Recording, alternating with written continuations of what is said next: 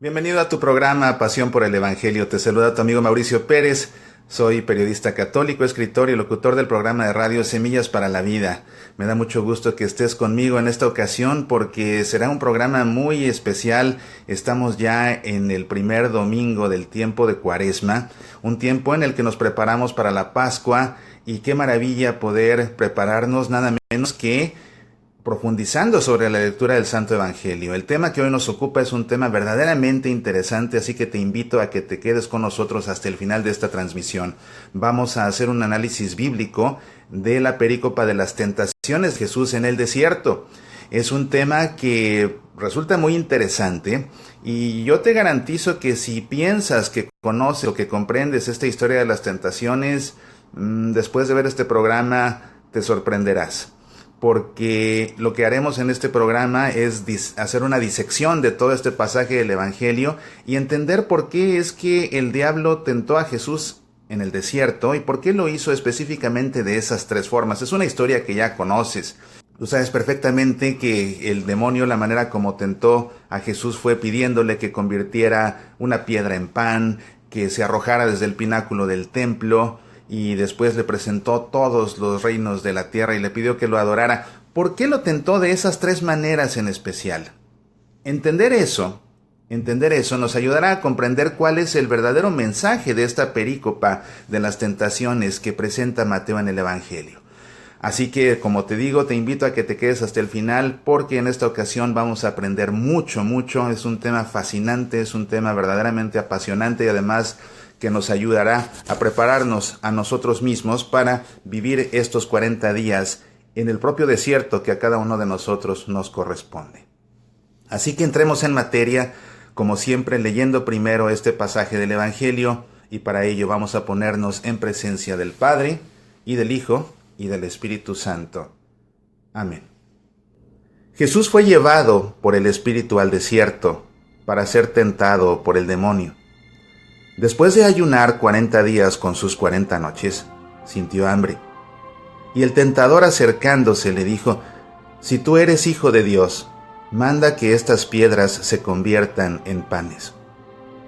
Jesús le respondió: «Está escrito, el hombre no vive solamente de pan, sino de toda palabra que sale de la boca de Dios». Luego el demonio llevó a Jesús a la ciudad santa y lo puso en la parte más alta del templo, diciéndole: «Si tú eres hijo de Dios, tírate abajo, porque está escrito, Dios dará órdenes a sus ángeles, y ellos te llevarán en sus manos, para que tu pie no tropiece con ninguna piedra». Jesús le respondió: «También está escrito, no tentarás al Señor tu Dios». El demonio lo llevó luego a una montaña muy alta. Desde allí le hizo ver todos los reinos del mundo, con todo su esplendor, y le dijo: «Te daré todo esto si te postras para adorarme». Jesús le respondió: «Retírate, Satanás, porque está escrito, adorarás al Señor tu Dios y a Él solo rendirás culto». Entonces el demonio lo dejó, y unos ángeles se acercaron para servirlo. Este es el texto, esta es la historia. ¿Cuál es el mensaje detrás de estas palabras? ¿Qué hace Jesús en el desierto? Bueno, primero que nada, vemos cómo Jesús va al desierto impulsado por el Espíritu Santo. Y la palabra es fuerte, la palabra realmente en la Biblia misma es una palabra fuerte. Aquí como que el misal lo matiza un poco, pero cuando lo leemos en la Escritura dice que Jesús fue empujado por el Espíritu al desierto, es decir, lo llevó con fuerza, pero fue motivado por el Espíritu. Jesús acababa de ser bautizado, lo que encontramos en el contexto inmediato de estas tentaciones en el desierto es su bautismo en el Jordán. Ahí cuando lo bautiza Juan el Bautista y se escucha la voz del cielo de Dios que dice: «Este es mi Hijo amado en quien tengo puestas mis complacencias», y después desciende el Espíritu Santo en forma de paloma. Pues ese mismo Espíritu, después de que Jesús es bautizado, lo impulsa, lo mete al desierto, para que ahí Jesús se prepare para su ministerio, para su vida pública. Ahí en el desierto Jesús se encontrará a solas, y es en ese desierto donde Jesús encontrará la intimidad con su Padre, sin que nada ni nadie los perturbe, o al menos eso cree Jesús. pero es una realidad que para el pueblo de Dios, como vemos en el libro del Deuteronomio y también como vemos para el profeta Oseas, es el desierto el lugar propicio para el encuentro de Dios. Así, con esta idea en mente, nuestra vida cuaresmal tiene que ser la vida en un desierto, y tú verás en la Santa Misa, por ejemplo, como ya no verás flores en el altar. Ya no verás flores porque las flores sugieren frescura, y el desierto lo que sugiere es más bien sequía. Entonces ya no verás flores más en el altar a lo largo del tiempo de Cuaresma, salvo en el cuarto domingo, que es el domingo del Etere, el domingo de la alegría. Una pausa en el itinerario cuaresmal, una pausa en el camino del desierto, es como llegar a un oasis donde nos refrescamos y nuevamente verás flores. Pero fuera de ese domingo todo será sequía, porque lo que se quiere sugerir es precisamente que es un tiempo que pasamos en el desierto, así como Jesús. Insisto, el desierto es el lugar propicio para el encuentro con Dios. Dice después el Evangelio: después de ayunar 40 días con sus 40 noches, sintió hambre. ¿Por qué pasó Jesús 40 días, lógicamente, con sus 40 noches? Esto no se refiere a que haya Jesús pasado exactamente 40 días ahí en el desierto. No, el número 40 en la Sagrada Escritura es un número que no representa un número exacto, pero es un número que significa el tiempo suficiente para algo, para llevar algo a cabo o para una preparación. Vemos, por ejemplo, cómo a Dios le tomó 40 días y 40 noches de diluvio renovar la tierra. Vemos también cómo el pueblo de Dios pasó 40 años en el desierto, ¿ves? Preparándose para poder llegar a establecer una alianza con Dios y después entrar a la tierra prometida. ¿Quién más ven? Por ejemplo, el profeta Elías. El profeta Elías también, él tuvo que caminar 40 días con sus 40 noches para poder llegar al monte Horeb. Fíjate cómo algo muy hermoso que la gente suele pasar por alto al respecto de este número 40, que, como te digo, es un número que significa el tiempo suficiente para preparar algo. ¿Has pensado cuánto tiempo le toma a un bebé gestarse en el seno de su madre? Le toma exactamente 40 semanas. Como ves, ese 40 está cargado de verdad, es un símbolo que está cargado de verdad. Pero sobre todo, y aquí viene lo interesante, es donde este texto empieza a ponerse interesante. El hecho de que Jesús vaya al desierto 40 días y 40 noches, y dice aquí el Evangelio de una manera muy específica, después de ayunar 40 días con sus noches. Esto, lo que está haciendo Jesús, es revivir, y recuerda que va impulsado por el Espíritu Santo, lo que está haciendo Jesús es revivir los 40 días con sus 40 noches que Moisés pasó en el Sinaí sin comer ni beber. Moisés también ayunó 40 días con sus noches en el Sinaí. ¿Haciendo qué? Preparándose para recibir de Dios las tablas de la ley, con las que Dios establecería esa alianza con su pueblo. De manera que lo que hace Jesús es revivir ese ayuno y esa preparación de Moisés. Algo muy interesante. ¿Qué tiene que ver Moisés con todo esto? Más de lo que tú crees, mucho más de lo que tú crees. Tenemos que seguir leyendo. El tentador, acercándose, le dijo: si tú eres hijo de Dios, manda que estas piedras se conviertan en panes. Lógicamente Jesús, después de un ayuno tan fuerte, siente hambre. Y el demonio se vale de esto. Y se acerca y lo tienta. Y llama la atención cómo aquí el nombre que se le da al demonio es ese, el tentador. ¿Verdad? El tentador. Y le dice: si tú eres hijo de Dios. Esta frase, si tú eres hijo de Dios, cuando la leemos en el original en griego, la tenemos que entender no como una suposición, no como un desafío que le plantea. A ver, demuestra si eres el hijo de Dios. Si es cierto que eres el hijo de Dios, entonces convierte estas piedras en pan. No. Realmente la expresión la tenemos que entender como: dado que tú eres el Hijo de Dios. Eso es a lo que se refiere realmente. Si tú eres hijo de Dios, manda que estas piedras se conviertan en panes. Lo tenemos que leer como: dado que tú eres el Hijo de Dios, manda que estas piedras se conviertan en panes. Es decir, no está el diablo tentando a Jesús para que él demuestre si es el Hijo de Dios o no, sino que más bien lo que el diablo lo está tentando es: como tú eres el Hijo de Dios, demuestra que eres el Hijo de Dios haciendo esto. ¿Tienes hambre? Pues convierte las piedras en panes. Finalmente tienes el poder para hacerlo.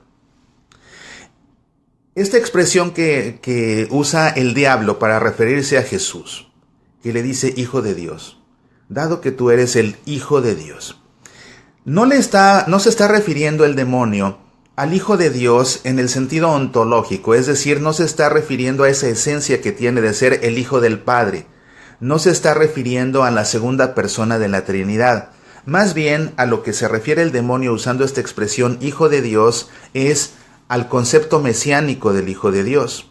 Un Hijo de Dios que precisamente, por ser Hijo de Dios, Mesías, tiene una protección especial del Padre. Nuevamente lo que nos tenemos que remontar a lo que sucedió antes de que Jesús fuera llevado al desierto, que fue el bautismo en el Jordán. Y en ese bautismo en el Jordán, Dios desde el cielo dice, este es mi Hijo amado, en el que tengo puestas mis complacencias. Es decir, este Hijo es el Mesías, y este Hijo, por ser mi Hijo amado, por tener yo puestas en él mis complacencias, goza de una protección especial. Y después el diablo se volverá a valer de este mismo recurso, de este mismo concepto. Dado que tú eres el Hijo de Dios, dado que tú eres el Mesías, especialmente protegido por el Padre, no te vas a morir de hambre aquí en el desierto. Entonces, convierte estas piedras en pan. ¿Te das cuenta? Realmente lo que quiere decir este texto tiene muchísimo de fondo que tenemos que aprender a entender. Y la cuestión está en que lo que últimamente le está planteando el demonio a este Jesús que es el Mesías, a este Hijo de Dios que es el Mesías, es un mesianismo de egoísmo y de placer. Pero realmente Jesús se da cuenta, después de sentir la tentación, porque son tentaciones. A veces cuando uno ve las películas y ve este episodio, a veces vemos a Jesús que está ahí muy cansado en el desierto, llega el diablo, lo tienta y de inmediato Jesús le responde con un texto bíblico y luego lo vuelve a tentar y le responde con otro, así como si no hubiera tenido mayor esfuerzo para Jesús. No. Realmente para Jesús esto fue una tentación, es decir, Jesús consideró la posibilidad de convertir esas piedras en pan, se le antojó incluso hacerlo, él se estaba muriendo de hambre, se le antojó, lo consideró, quizás hasta tomó las piedras y las vio y dijo, pues ¿por qué no? Si soy el Hijo de Dios y no me voy a morir de hambre, ¿por qué no? Es decir, realmente fue una tentación. Jesús sí consideró hacerlo. De otra manera no sería tentación. Para que sea tentación tenemos que llegar a ese punto de considerar hacerlo. De considerar escuchar al diablo y hacerle caso. Fue lo que pasó con Jesús. Él realmente consideró hacerle caso al demonio con lo que le estaba diciendo. ¿Te das cuenta? Son tentaciones de verdad.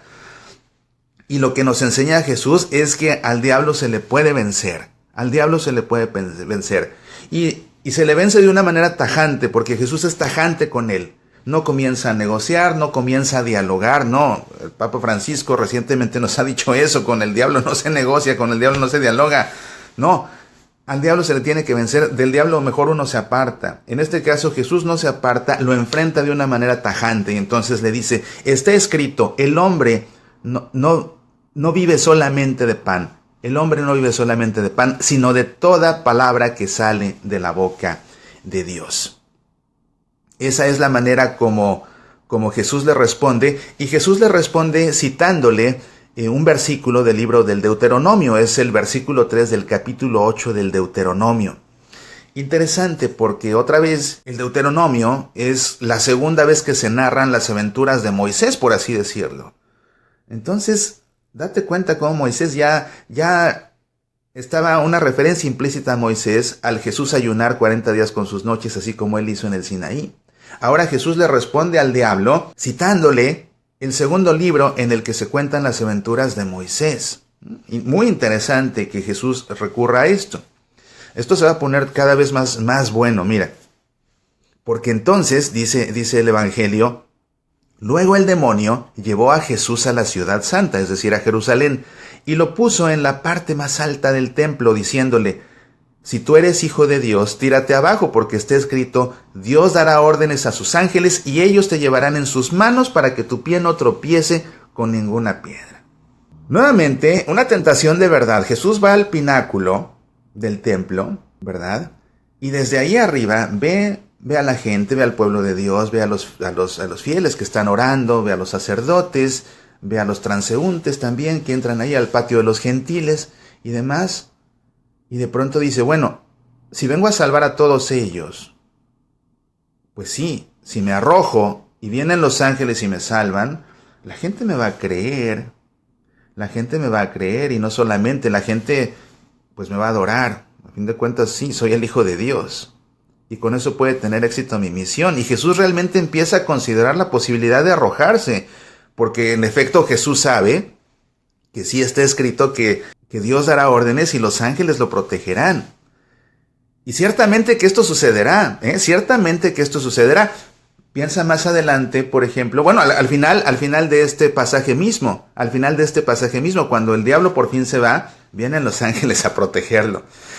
Y también piensa en el huerto de los olivos, cuando Jesús está orando y se siente que no puede, incluso está a punto de renunciar y dice, Padre, si es posible que pase este cáliz sin que lo beba. Viene también un ángel a confortarlo, es decir, realmente Dios enviará a los ángeles a protegerlo. Pero este no es el momento, y Jesús se da cuenta finalmente después de considerar esa opción que no es el momento. Pero algo muy importante aquí y es darnos cuenta de la osadía inaudita del demonio. Porque fíjate que lo que está haciendo el diablo es entrar entonces ahora en este diálogo bíblico de Jesús, porque primeramente él simplemente lo tienta, manifiesta tu poder convirtiendo la piedra en pan, hace un prodigio. Pero Jesús le responde con la Escritura. Y ahora el diablo tiene la osadía de tentar a Jesús con la Escritura misma. Dado que Jesús abrió el diálogo bíblico, entonces ahora con la misma Biblia, con la misma Escritura es que el diablo lo tienta. Y entonces por eso es por lo que le dice el diablo, está escrito, y nuevamente le dice, si tú eres hijo de Dios, otra vez entendiéndolo como dado que eres el hijo de Dios, es decir, dado que eres ese hijo de Dios mesiánico, ese Mesías al que Dios protege de una manera especial, dado que eres ese Mesías al que Dios protege de una manera especial, aviéntate, porque está escrito que Dios enviará ángeles a que te protejan. Entonces, como ves, ese porque está escrito, el diablo está aquí haciendo una referencia a la Escritura, y lo que está haciendo el diablo es citarle a Jesús el Salmo 92, es ahí en el Salmo 92 donde esto está escrito. A ese nivel llega el diablo de tentar. Fíjate, el diablo es capaz de tentarnos usando la Biblia misma. Oye, eso es para aterrarnos. Por eso tenemos que conocer la Escritura bien, tan bien como la conocía Jesús. Y fíjate, es cierto, fíjate cómo es cierto, cuántas sectas se han fundado basándose en la Escritura misma. El diablo es muy hábil para confundir a la gente incluso con la Biblia misma. ¿Te das cuenta? Y aquí es lo que está tratando de hacer, de confundir a Jesús usando la Escritura misma. Pero Jesús, claro que también se sabe la Escritura y se la sabe muy bien. Se la sabe muy bien. Y se la sabe en verdad, porque el diablo es el padre de la mentira y él es capaz de falsear la Escritura, pero Jesús, por el contrario, es la verdad absoluta. Entonces, por eso es que Jesús le dice, también está escrito, no tentarás al Señor tu Dios. Y lo que hace Jesús aquí es citarle al diablo otro versículo del Deuteronomio, nuevamente del Deuteronomio, le cita el versículo 16 del capítulo 6, nuevamente el Deuteronomio. Es el libro en el que se cuenta por segunda vez las aventuras de Moisés y del pueblo de Dios, del pueblo de Israel. Entonces nos empezamos a dar cuenta que hay un hilo conductor que atraviesa esta perícopa, y es Moisés. Es Moisés. ¿Por qué? Tenemos que seguir leyendo entonces para ver qué tiene que ver Moisés en todo esto. ¿Te habías dado cuenta? Yo te había dicho, si tú pensabas que entiendes el sentido de esta perícopa de las tentaciones, quédate a ver el programa porque te vas a llevar grandes sorpresas y te garantizo que esto todavía tiene mucho, mucho más que sorprenderte. Entonces, vamos a ver qué pasa después. El demonio lo llevó luego a una montaña muy alta. Desde allí le hizo ver todos los reinos del mundo con todo su esplendor. Y le dijo, te daré todo esto si te postras para adorarme. Aquí vemos cómo la osadía del demonio no tiene medida, no tiene límite.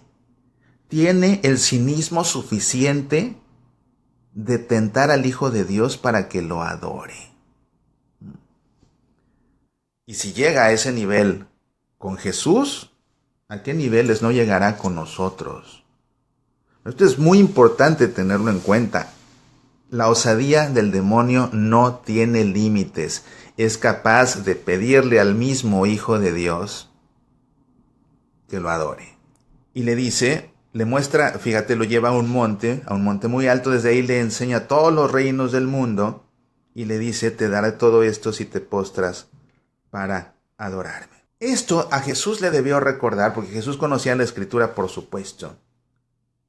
Le recuerda aquel pasaje en que Moisés subió a la cumbre del monte Nebo para que desde ahí Dios le mostrara toda la tierra prometida. Y desde esa cumbre, Moisés ve en el monte Nebo, ve toda la tierra prometida. Y ahora Jesús, en la cumbre de este monte, desde ahí ve todos los reinos. Y comienza a considerar la tentación. Acuérdate que para ser tentados tenemos que llegar a ese punto de decir, ¿y por qué no? Y entonces Jesús dice, bueno, ¿y por qué no? Ciertamente que soy el rey del universo. Entonces todos estos reinos son míos. Entonces, pues sí, ¿por qué no? Todos estos reinos, si son míos, pues que me dé la autoridad que me está tentando de gobernarlos a todos y de que todos me sirvan como su rey. Y a fin de cuentas de que los sirva yo a ellos como el rey que soy. Pero la condición es adorar al diablo. ¿Te das cuenta? Pero Jesús empieza a considerar esa opción. Y muy astuto el diablo, porque realmente se refiere a realidades de Jesús. Eres el Mesías, eres el Hijo de Dios, el protegido por tu Padre. Eres el Rey del universo. Y lo tienta con esas verdades, pero a fin de cuentas falseando algo. Y en este caso está mintiendo fuertemente el diablo. Siempre detrás de una tentación hay una gran mentira. Y lo peor es que hay una gran mentira que parece verdad. Porque si no, no sería mentira. Es mentira porque parece verdad. Y en este caso, la gran mentira del diablo es que le dice, si me adoras, yo te daré todos estos reinos. Pero para dárselos, necesitaban ser de él. Y realmente el demonio no posee reino alguno. No posee reino alguno. El verdadero dueño de todos los reinos es Dios mismo. Pero aquí él está mintiendo, confundiendo a Jesús, así como diciéndoles que son míos y yo te los voy a dar, cosa que es una mentira total. ¿Ves? Así es como el diablo nos tienta, mintiendo, pero haciendo que esas mentiras precisamente parezcan verdad. Qué cosa terrible. Además es una tentación ya a grado superlativo, porque le dice, todo esto te daré, todo esto te daré. Y muchas veces las tentaciones del diablo hacia nosotros van en esa línea. Todo esto te daré, todo este poder, toda esta riqueza, toda esta autoridad, todo este placer, todo así al extremo, y entonces se antoja ese extremo. Pero nuevamente Jesús, después de sentirse tentado, de considerar por qué no hacerlo, finalmente se impone y nuevamente lo hace con la Escritura. Retírate, Satanás, porque está escrito, adorarás al Señor tu Dios y a Él solo rendirás culto. Nuevamente Jesús lo que hace es citar el libro del Deuteronomio. Por tercera vez cita Jesús el libro del Deuteronomio y lo cita en este caso el versículo 13 del capítulo 6. En esa ocasión, esa palabra para el pueblo de Dios le fue dada precisamente porque ya iban a entrar ellos a la tierra prometida. Y dentro de la tierra prometida iban a encontrar, por supuesto, un pueblo de paganos y entonces iban a haber muchas prácticas idolátricas. Se iban a encontrar con que las personas con las que ahora iban a vivir y convivir tenían muchos ídolos y en determinado momento pues sería fácil caer en la tentación de la idolatría. Esa es la razón por la que se les hace esta advertencia. Adorarás al Señor tu Dios y solo a Él darás culto, no a todos los demás ídolos. Entonces vemos cómo el diablo tienta a Jesús 3 veces, pero 3 veces Jesús se impone y no cae en la tentación. Sin embargo, fue tentado. Aquí podemos constatar cómo es muy cierto que Jesús fue semejante en todo a nosotros. Incluso en la tentación también fue sometido a la tentación, pero no fue sometido por la tentación a diferencia de nosotros. Por eso es que decimos que Jesús fue semejante en todo a nosotros, menos en el pecado. Porque aquí lo vemos como nunca pecó, a pesar de ser tentado, nunca pecó. Entonces el demonio lo dejó y unos ángeles se acercaron para servirlo. Vemos entonces cómo hay un hilo conductor a lo largo de este pasaje de Jesús en el desierto. Y ese hilo conductor es Moisés. Y no solo Moisés, sino Moisés y el pueblo de Dios también, ¿verdad? El pueblo de Dios, como veíamos hace un instante, se le da una advertencia al pueblo de Dios antes de entrar a la tierra prometida para que no caigan en la idolatría. Entonces lo que estamos viendo aquí en este pasaje de Jesús en el desierto, donde es tentado, pero donde finalmente vence a cada una de las tentaciones y de esta manera vence al demonio, es que realmente este texto es un texto que nos presenta a Jesús como el Moisés definitivo, como el Moisés definitivo que encabeza al pueblo de Dios por el desierto, estos 40 días con sus 40 noches, y que finalmente, encabezando al pueblo de Dios, vence al demonio, no cayendo en la tentación. Ese es el mensaje que se nos comunica con esta perícopa, que Jesús es el nuevo Moisés. Eso significa que Jesús es el nuevo caudillo. Eso significa que Jesús es el Mesías. Jesús es el Mesías, y claro, viendo esta referencia que se hace a este Hijo de Dios, no en el sentido del logos de la Trinidad, sino en el sentido de este Hijo de Dios mesiánico, nos queda más que claro. Con esto le queda claro entonces a los cristianos, ¿verdad?, que vienen del judaísmo, que Jesús es el nuevo Moisés, que Él es el caudillo por excelencia, que Jesús es el Moisés definitivo. Moisés estableció con Dios una alianza temporal a través de las tablas de la ley, pero Jesús establecerá con nosotros una alianza nueva y eterna que ya no tendrá fin, y Jesús lo hará derramando su sangre más adelante. Entonces vemos así como este es un texto mesiánico, es un texto que nos presenta a Jesús como el Mesías, como ese Mesías definitivo, que no es un Mesías político, sino que es un Mesías que viene a vencer a quién, que viene a vencer al diablo. ¿Para qué? Para salvar a su pueblo y así poder redimirlo. Es un texto maravilloso. Con esto arranca el tiempo de Cuaresma, y bueno, por supuesto que no solamente es un texto mesiánico, sino que también para nosotros es una enseñanza fuerte, ¿verdad? Jesús nos enseña precisamente a no sucumbir a esas tentaciones de una manera radical, recurriendo a la verdad.